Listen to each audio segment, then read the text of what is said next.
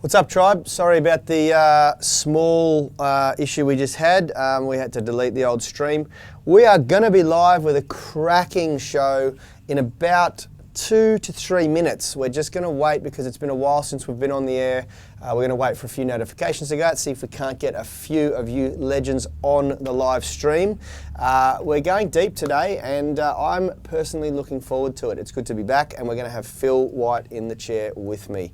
We're continuing our discussion on goal setting, all that coming up in a couple of minutes.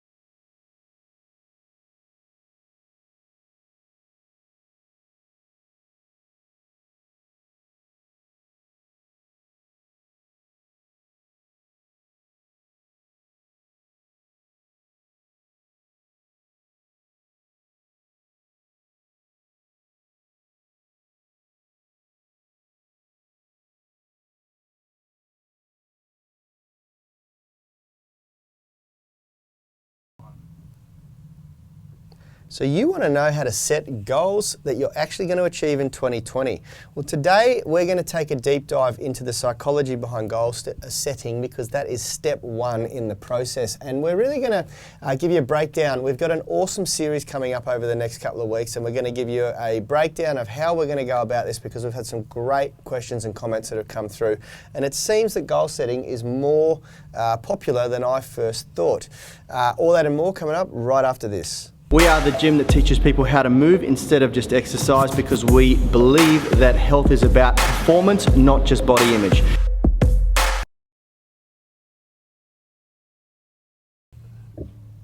So guys, in case we haven't met, my name is Yani Baumeister, and to my left here is Dr. Phil.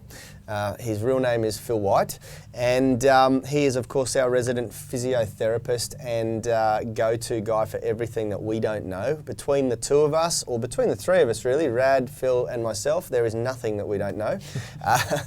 But yeah, look, I've been away for about a month, and I've been traveling and touring Europe and have had a fantastic time. I've come back and done what most people do when they come back from holiday, just got really sick and unmotivated. No, that's not true. I'm very motivated, but I am unfortunately quite sick, which is why we haven't done a couple of shows this week. It's taken I've been us in Byron. And Phil's been in Byron. Yeah, that's right. So I've just got my voice back. I can see again. My nose doesn't feel like it's just going to pour out mucus and all things that you don't want to see on live He's back camera. from holidays, 7 kilos heavier, so he's officially heavier than Rad again. For those playing along at home of which brother is heaviest. That's right. That's right. Yani currently in the lead. I'm in the lead massively, yeah, massively. But it's not the good kilos, unfortunately.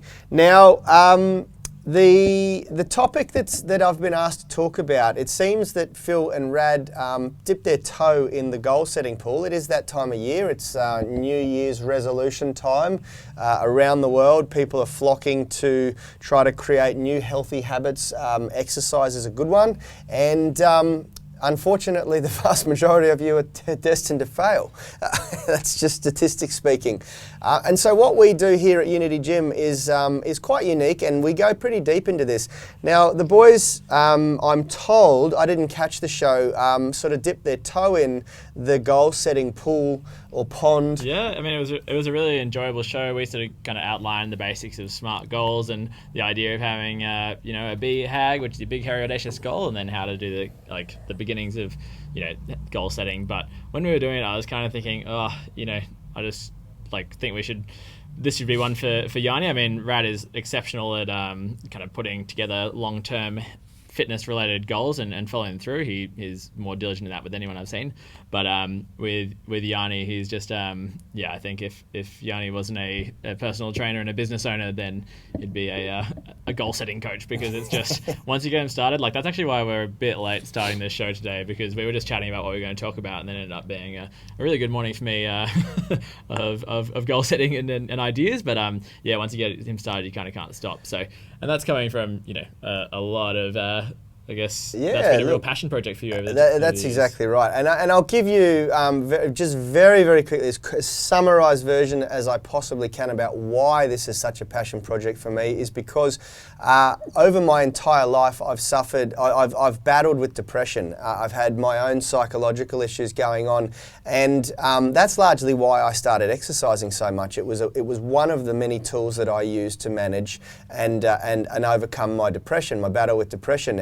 And I can confidently, with a lot of confidence, say that it is well and truly behind me, the issues. I still have good and bad days, but now I have the tools, and I've honed those tools and skills to manage it on a day-to-day basis, and it doesn't affect me very much at all anymore. And now I'm very passionate about sort of sharing that 20-year journey of how I got to this point with other people. And it's and I've been allowed to a little bit incorporate that into what we do here at Unity Gym. My brother keeps a tight rein on me, because he doesn't think that it's what people come here for. They come here to exercise, but we looked at some of the comments after the show that Phil and Rad did on a sort of superficial goal setting level, and they really were people were asking us if we could go much deeper, and that got us both very excited. Yeah, and I think it's just so important, because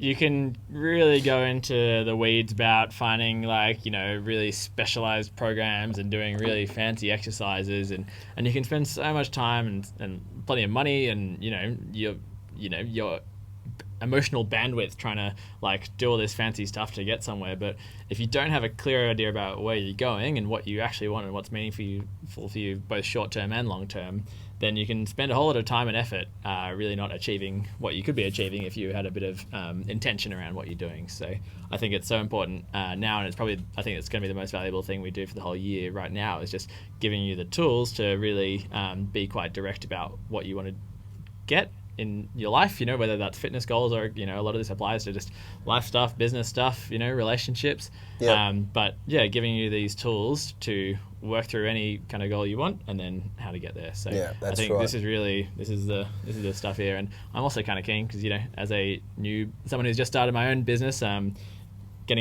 been talking to Yani about this quite a lot, but yeah, working through this as we go through the show is going to be really helpful for me to figure out, exactly how I'm going to get to where I want to be. So, yeah, absolutely. Yeah. It's fun because you get to reflect on, how much you've achieved and accomplished and that sort of thing. So for me, it's fun.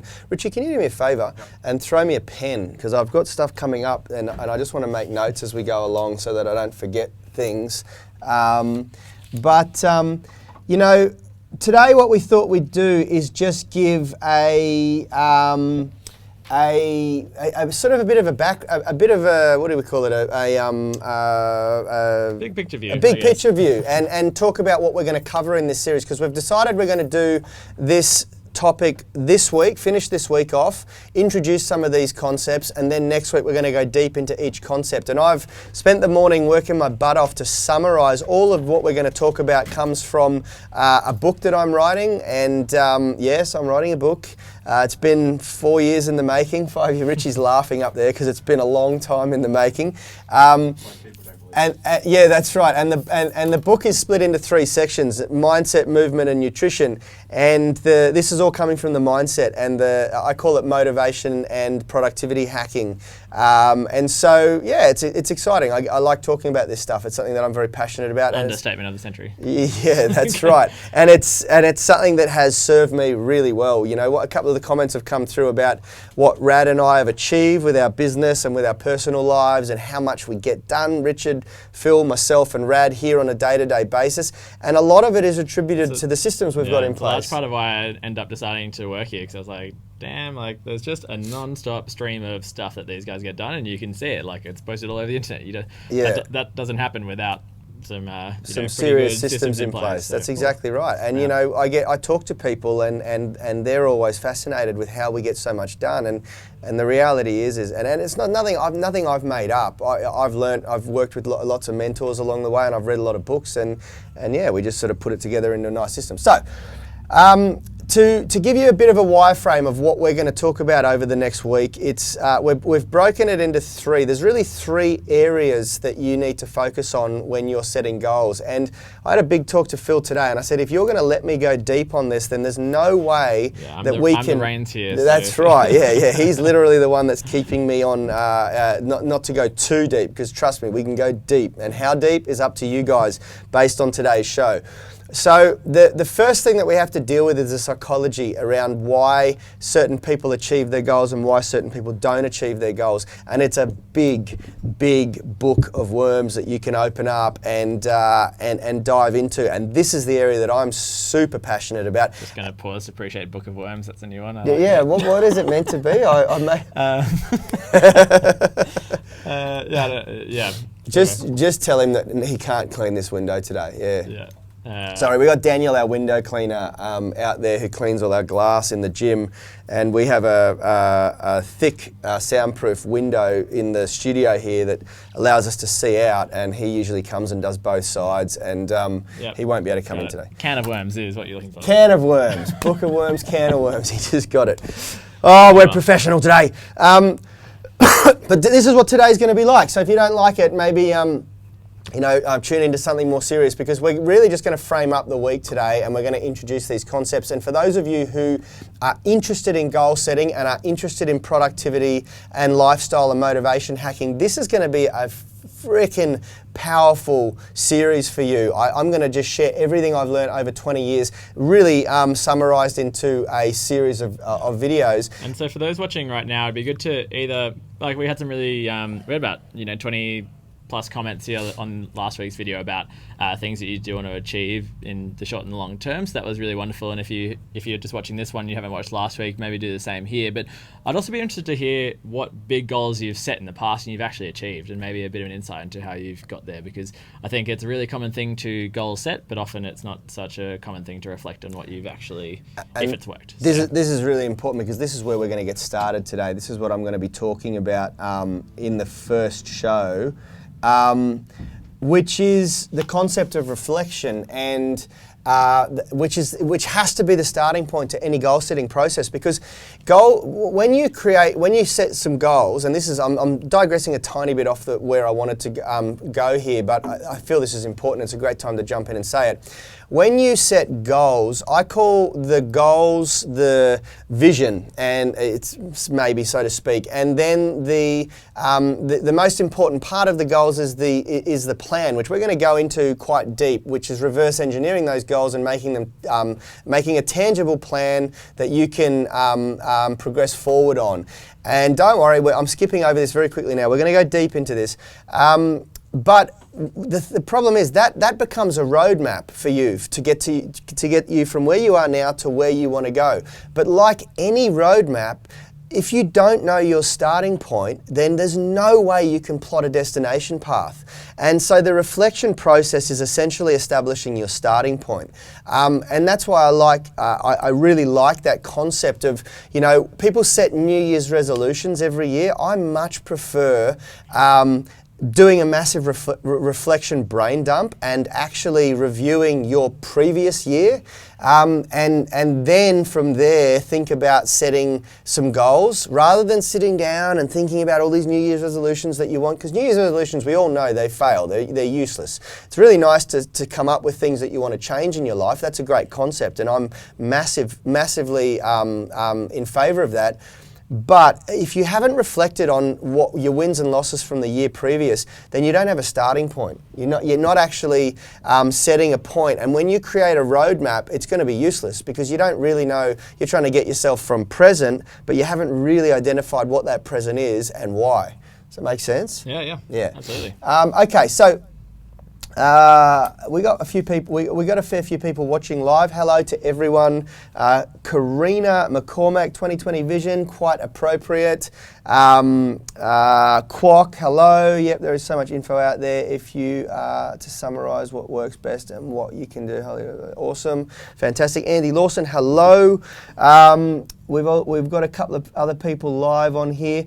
Abdu, hello. He's still talking about scapular winging. We will. Yeah, it's a curious one. There are some videos if you go back on it, and again, if you haven't seen a professional yet, then it's been weeks and weeks of asking this question on the internet, and maybe it'd be time to go and see someone. But I can give you an exercise to heal your pain at the moment, mate. Scapular push-ups on the floor are a great exercise to start with. Long thoracic nerve injury, and then it's going to be useless. Yeah, so, that's right. Maybe your goal can be go see a professional and then get. Yeah, absolutely, absolutely. Okay, the three key components we're going to talk about when we're breaking this process down is the psychology, which I've just tipped on a tiny little bit. We're going to talk about planning, the planning process, and that's where the tire meets the road, so to speak. Well, actually, no, it's not. It's kind of where we start to build the car. And then the execution, which is where the rubber meets the road. And those three components are all each and as important as each other, but one must come before the other. You can't do it in the reverse engineered order. It just doesn't work. So What I think probably initiated us to go broader and more macro and to talk about the bigger picture, which I love talking about, is a couple of comments that came through about, people battling with the process of, some days they're motivated to work on their goals and some days they're just not, and why that happens, and if anyone else can relate. I can't remember the girl. Yeah, so it was Becca Perry on the UMS group. Movement Mastermind, yeah, or the Mastermind. Tribe, yep. Not sure. So many Facebook groups. But if you're not part of them, get involved. But yeah, really good. She posted a comment about saying like, yeah, I've, got like outcome goals that I want, but I think to summarize it is the process, the day to day. Some days it feels good, some days it's just a total grind. So I guess she's asking if, just for one, if anyone can relate. And I think that's quite a good sort of, we're going to talk about a bit later about commitment buddies, but I think it's really great she's using the group to, talk to other people about the things that help and the things that are hard about this whole process of, achieving your goals. So we'll get to the commitment buddies side of things, but yeah, that's that idea of, it's all well and good to come up with a lofty outcome goal, but if you haven't kind of put in a process of how to get there, then the process can be pretty hard. Yeah, absolutely. And then on top of all of breaking down these three things, what Phil and I have discussed and decided to do, which I think is a really cool idea. He's full of good ideas, this guy. It was his idea to do the beginner calisthenics series that him and Rad did while I was away, and that was a real hit. People really enjoyed it. So what we thought we'd do... My secret to it is just get Rad to do what he loves talking about, which is how to coach calisthenics, and then you get Yani on and you get him to talk about goal setting. That's I don't know right. why these guys haven't thought about it That's before. right, yeah. So what we're going to do to make it a little bit more interesting is we're going to, when I talk about a concept, we're going to then throw it over to how it relates to Phil starting his business, because he's basically starting his own clinic for the first time here. He's worked in other people's clinics for a long time. I don't know, like 8-10 years. 7. Yep. 7 years. And so stepping out and starting his own physio and massage clinic within Unity Gym is a big step. And it's essentially going from, you act like you're a business owner when you're working for someone else because you've got to try and attract your own clients, but you're working under the umbrella of their business. They pay the electricity bills, they do all that sort of stuff. Now Phil's out doing it on his own, and he's got some huge, great, big, hairy, audacious goals that very much align with Unity Gym's big, hairy, audacious goals. And so he thought, why don't we throw it back and forth between the concepts around what we're discussing and how that kind of relates to someone in a practical sense, and we'll use him a little bit. We'll get some of the, business life goal stuff, but also I'll keen to bring in how it applies to real life physio kind of situations as well, because this is really one of the biggest barriers to people having good outcomes with their physio as well. One of the really, the common thing, people go in and they get given like a bunch of exercises that maybe you may or may not understand why you're doing them, and then you go away and you feel guilty about not doing the exercise, and then you actually physio and they ask, have you done your exercises? And you haven't. So it's this kind of, there hasn't been a matchup of goals and intentions about where you're trying to get to, and if that doesn't happen, then you're not going to get anywhere. So I think it's such an important thing as the physio to really properly understand, the patient journey. And myself, having been a person playing a lot of competitive sport over the years, I've had this exact issue where I've maybe had kind of outcome goals around playing certain tournaments, but that hasn't necessarily put me in the best stead for actual performance, because I've been focused on the wrong sort of thing and I haven't been able to stay injury free. So I guess I'm keen to, because again, Yani can just keep talking about this stuff, so I'm going to try and bring it back and give you some practical examples both in business and in physio land. Physical training. And the physio land is not just specific to someone who's got an issue or compromised body. I see physio as training for performance as well. Exactly. That's exactly right. So when we say physio, we mean training essentially, which is very practical for you guys. So the first topic, so we're upgrading our system here. We've got more cameras now, so it's pretty epic. And I've got a whiteboard set up over here in case I need to get up and draw some stuff for you guys. This is going to be big, man. The first topic of psychology, and this is a really big one and a hard one for some people to grasp, and I am going to be patient because I do know that there are going to be those of you out there that when they hear these concepts for the first time, they're going to start thinking, oh geez, that's hairy-fairy, you know, it's a little bit too out there. Airy-fairy rather than hairy-fairy. Airy-fairy, like airy-fairy, whatever. I just make hairy-fairy. stuff up. I just make stuff up, yeah. Book of Worms, that's awesome. Sorry. Remember, I'm sick. And just quickly, on that note, how good is Richard's Hawaiian glow? I'm actually as white and pasty as you've ever seen me before, but you wouldn't know that because on camera I look really nice and glowing, like I've come back from the Bahamas. Phil calls it the Bahamas glow. Richie working the camera angles and the saturation dial as well. I think. That's exactly right. Yeah, he's got the colour. On topic. Sorry, yeah. So. The very first thing, as I said, that you need to do when you want to start looking at goal setting and efficiency and productivity hacking and that whole umbrella is this reflection process.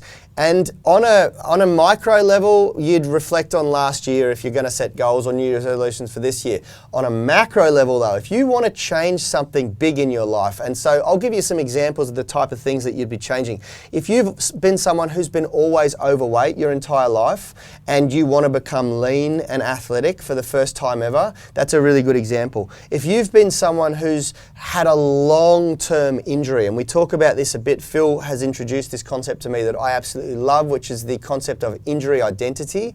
If you've had an injury that's just been with you for life and you've never really seemed to shake it, no matter what therapist you go to. So you want to become from a compromised person to an uncompromised body. That's another great example. And just on that, with the, I guess, compromised body, often it's people who've gone through the healing process and they're actually, you know, their body's fine. Yeah. But because of the depth to which they feel like this injury is affecting them, they'll, you know, really kind of take that on board and they'll change their, you know, what activities they do. They change the way they, you know, they train, the way they move, everything around that injury, and that detraining effect plus the I guess we've talked a lot about me doing a pain science episode, and we've got to do it in the future for sure. But it kind of is fairly wrapped up in this. If you really have a high perceived threat from your own sort of feelings around this injury that, you know, changed your kind of identity in some meaningful way, then that injury becomes its own identity and can really cause some issues. So it's not necessarily that you have a compromised body anymore, it's just you have a compromised mind about your body. Yeah, absolutely. Continuing on, you know, those are two good examples. Another really good example would be someone who's been broke all their life and they want to change their financial blueprint. They want to change their, you know, in the future they want to become wealthy. So going from, you know, someone who struggles financially to someone who's very wealthy. That's another great example of a big change. And so using those three examples, or maybe you're stuck in a career that you just dislike and you hate going to work, it's a grind for you and you want to start your own business like Phil. You don't want to work for other people anymore. These are big changes that you're going to not only have to start doing one thing, like one thing, joining a gym isn't going to turn you from being overweight to skinny or lean and athletic. Going to a physical therapist or physiotherapist isn't going to change necessarily you just like that from being that compromised person with an injury identity to relinquishing that and getting rid of it, you know. Going to a financial planner or a new banker is not necessarily going to change your financial outcome and future, you know. One thing's not going to change those, but what will change those, it's going to require a complete reprogramming of your thoughts and your psychology. And that's where we have to start. And that's where this reflection process on a macro level comes into play. Because what people don't understand is that you actually can change the way you think. And those thoughts on a day-to-day basis have a profound impact on your behaviors. You all would have heard the saying, I think it's a, what's the philosopher or the, oh God, who was the guy that came up with the bloody Confucius? We've got a quote on our front door that says a journey of 1,000 miles begins with a single step, and it's a very famous Confucius quote, and I was trying to remember him anyway. He has been famously quoted saying, you know, your thoughts become your actions, your behaviors become your actions become your results, or something along those lines. It's very, very true. But what we don't often talk about is the fact that your thoughts can be reprogrammed, and your thoughts are very much your current program. And I think the easiest way to create the analogy is that the brain is very much working like a computer. I don't know if you guys know this, but the Google algorithm, every computer to date has been modeled off the human brain. Our way of accessing data and our search engine inside that's inbuilt, that's what they're trying to model for AI and for computers, okay? So if you can, the easiest way to think about this is that your brain is essentially one of the most powerful, or the most powerful quantum computer on the planet. And it therefore can be reprogrammed just like any computer can. You can upgrade the software, so to speak. And I often say, it's very funny, this fascinates me, that people just don't understand or grasp this concept. We understand the fact that we have to continually upgrade the software on our smartphones and our laptops and our tablets, but we can't grasp the concept that we can upgrade the software on our most important computer, which is our brain, you know. And so for those big changes that often people are trying to set goals for in their New Year's resolution, the reason why they're failing is because they're failing to upgrade that software. They're failing to align their thoughts to these New Year's resolutions and goals. Right. So you're trying to, basically it's like you're trying to run the, you know, most current version of, I don't know, Adobe video, editing software on Windows 95. Yeah, absolutely, absolutely. So you've got these goals where you're really trying to do something quite advanced, but you're working with very outdated software. Thoughts and belief you had when you were. That's exactly right. Yeah. And I'll give you an example of something I said to Phil recently when we were having a little bit of a planning session with his business. I said, when he first came in, he was looking very micro, business name, what his logo was going to look like, this and that. And I said to him, you're now a business owner. You're not just a physiotherapist. You need to start looking much more macro at, where you want to be in 10 years. Like, what kind of business? Do you want an online business? Do you want a brick and mortar business? Do you want to be confined to only being able to help people that walk in your door, or are you thinking big? Do you want to help millions of people?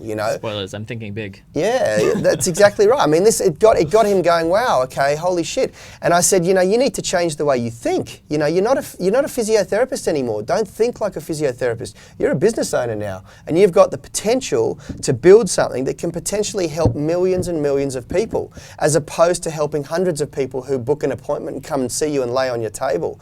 And that completely revolutionized the way he approached work and his business. And now he's completely overwhelmed with how many things he wants to achieve in his life. But now it's a matter of getting that down and just actually... Just a disclaimer, if you are seeing me for physio in the appointment, it's very unlikely that you will lie on the table because you'll be doing exercise. But anyway. There you go, yeah. So that's the first step. The first step is actually understanding that... So with the thoughts, I guess you've kind of got what I put up on the thumbnail is the thoughts, ego, and emotions. So this thoughts part of it is that first part. Yep, that's right. Well, let's how much time have we done? Okay, good. Yeah, I've got a client at 12, so we got to get moving. When did we start? At 11?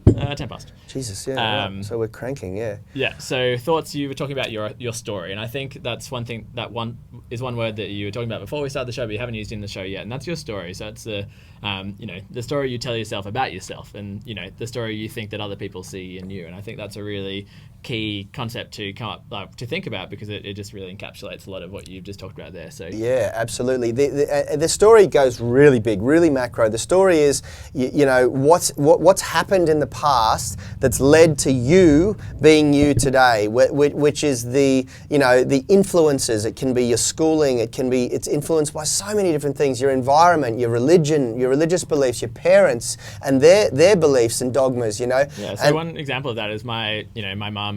She's 66 now, and she did some yoga in her 20s, but apart from that, never did any exercise. And she always just kind of had that story about herself that she was just someone who doesn't really enjoy exercise. She always liked bushwalking, but never really wasn't someone who did sports and or enjoyed exercise. And then it started with her training here and getting a bit of experience in actual coaching, where you build that self-efficacy, you're learning how to do things, you get some good guidance. And then she realized, like, oh, okay, maybe it was just that story I told myself about exercise that was what she didn't like, but this kind of different style helped. And then from there she moved into doing ocean swimming, and we did a 2.8 kilometer swim last year together, both of us not being swimmers. And And now she's in a bush walking club, and she just went on a 6-day hike in Tasmania and does weekly, like twice a week training where you're doing intervals and stairs and all sorts of stuff. So she's changed that story about herself and exercise, and it's, that's at the age of 66. So it's never too late to change your story about yourself, and she's happier than I've ever seen her, and it's really nice absolutely to see, so. Absolutely. And it all starts with identifying that there is in fact a story there that is playing out, that is contributing and basically dictating what you think about every day and how you approach every situation. And there's a few examples of what can be changed.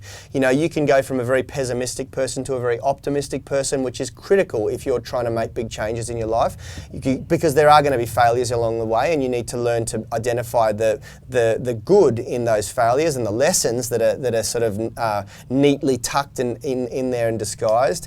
You need to be able to see things from a more positive light and take a more powerful stance in life. Yeah, and it's easy to see things more positively, but obviously you can't fix depression overnight by just saying think positively, and that's by no means what Yani is talking about here, but rather understanding that you can change that sort of viewpoint. Yeah, all I want you to do right now at this stage as a first step is identify that this is all playing out, irrespective of whether you like what I'm saying or not. This is reality. This is not my opinion. This has come from hundreds of years of psychological research. I call it our programming. Our program comes from our past. And it's not, we don't have freedom of thought like we think we do. Everything that you think is made up from stuff that's happened, that you've had influence by. So the very first step to making change in life and setting goals is to identify that your thoughts leading to behaviours may be sabotaging the goals that you're going to set. And if that's the case, if you've had trouble achieving the goals that you set for yourself in the past, then that's step one for you. You need to reprogram your brain. First is identify your story. Yeah, so that's exactly really right. Think honestly about what you're doing. Now, in the interest of time, I think we should move on to the next one. Before you do, smash that like button if you haven't already. And maybe just have a quick look at some of the comments here as well, because we got a few here. So Bioseed. You should, Karina said you should do a goal vision life planning workshop. I've tried for so many years, and we actually had a really successful one. There was about 50 or 60 people that turned up. We did it, I think, in 2015 or 16. It was called our Vision Intensive Workshop, and I wanted to do it every year around this time, but Rad just wasn't very keen on it. I don't know, we could revisit it, but yeah. Do an online one. Yeah, absolutely. Yeah. Hollywood production, mate, awesome. Richie with the camera angles.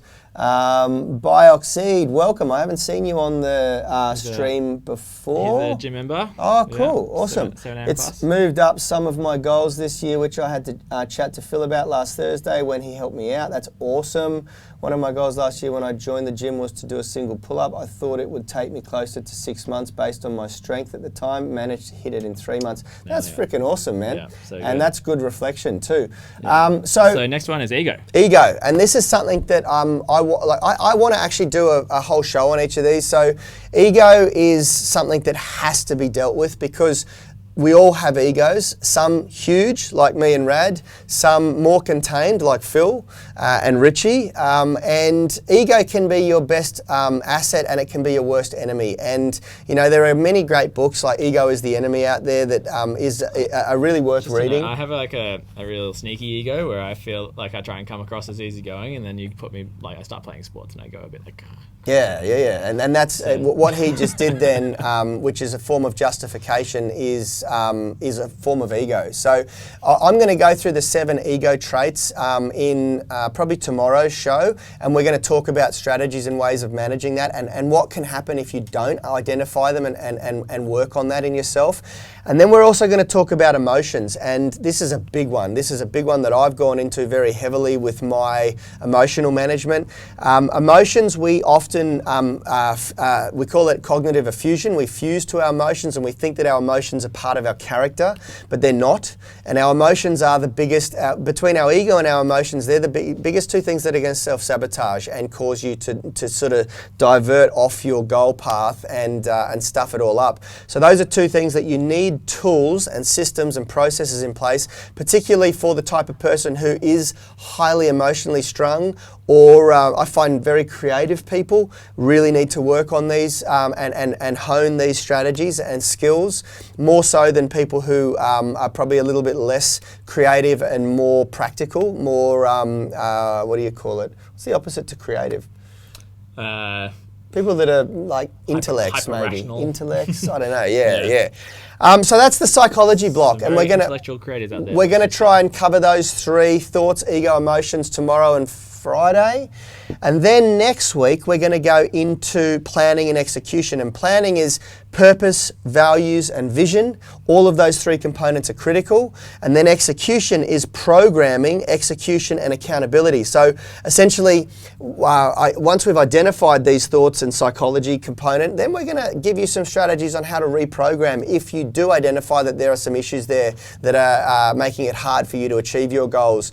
So for those who put down their goals last week in that in the comment section of the last video, you've like a lot of people put their kind of BHAGs and then their sort of movement goals. And so for the planning next week, we'll be talking about how you work backwards from your goals, and it might even, the planning might even make you reconsider some of your goals, and it might make absolutely. You, which again can save you so much time and effort if you figure, if going through this, you look at your purpose and your values, and you find out that there's actually something kind of, maybe different and maybe bigger than what you originally thought. Yeah. And then go from there. So yeah, absolutely. And I'll give you a little a teaser, a sneak peek into the future. If your goals, which are down here, or I'll go even deeper and say the daily behaviours, the habits, the schedule, what does your diary look like, your planner, day to day?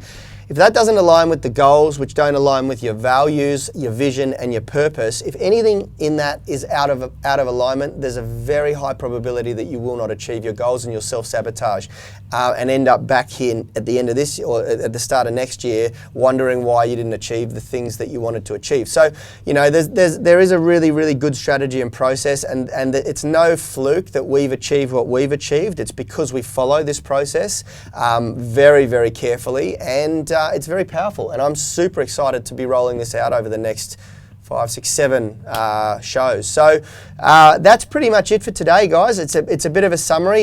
It would be really, really good to get some comments and feedback if you're watching this live or if you watch it in the replay, that you're interested in this, because the more interest we get, the deeper we're going to go. And if we don't get a lot of interest, then we'll just sort of go on a superficial level. We'll give it to the people that have sort of asked for some basics. And then we'll just go back doing bicep curls on camera. That's exactly right. Yeah, that's exactly right. And ab crunches. Now, there is a document that I've linked in the description. It's called Our Fitness Strategy Template, and this is a basic tool that we use with our members here to help them in this process. It's all about reverse engineering the goal. It's going to mean very little to you based on what we've spoken about today, but we're going to use that tool later on down the track. So we're going to give it to you for free. We've set up a landing page, so if you click on that link, it'll take you through. Put your email in, it's going to send you that document, and then you'll be able to work through this with us next week when we're going through it. I'm going to link it in every show, and we'll just tell you that you can go and grab it if you want to, and if you want to go through this process so we can help you at a higher level. And if you know some people, like if you've been having chats around the office or at your gym about people who are, currently figuring out what they're doing and been talking New Year's resolutions, and, point them our way. Like, we really like to help as many people as you can, and we get so many comments saying, can't believe it's not more popular. Yeah. Well, it's up to you guys to help us. Yeah, that's exactly right. Yeah, and I am very passionate about this topic, so it's going to be exciting. I'm really, really keen to get going into it, sink our teeth into it. Good to see you so into this stuff, Karina. Love it. Yeah, absolutely. Stay tuned. All right, guys, that's pretty much it for today. We're going to dive into it, getting started tomorrow. We're going to go deep into psychology, and I hope you guys join us for it. Until then, ciao. See you tomorrow. Health is about performance, not just body image. You better be willing to accept what you're going to have to do to get there. We'll start focusing on movement goals, strength goals, flexibility goals. When you nail that skill, it's there forever. The body image goal doesn't get you that It's far. the consistency and frequency that's going to get you there. It's not the intensity. There's no shortcuts to mastery and movement. Destination doesn't change overnight, but your direction will. The gym is not the place to beat up the body that you hate. It's the place to build the body that you love. We are the gym that teaches people how to move instead of just exercise, because we believe that health is about performance, not just body image.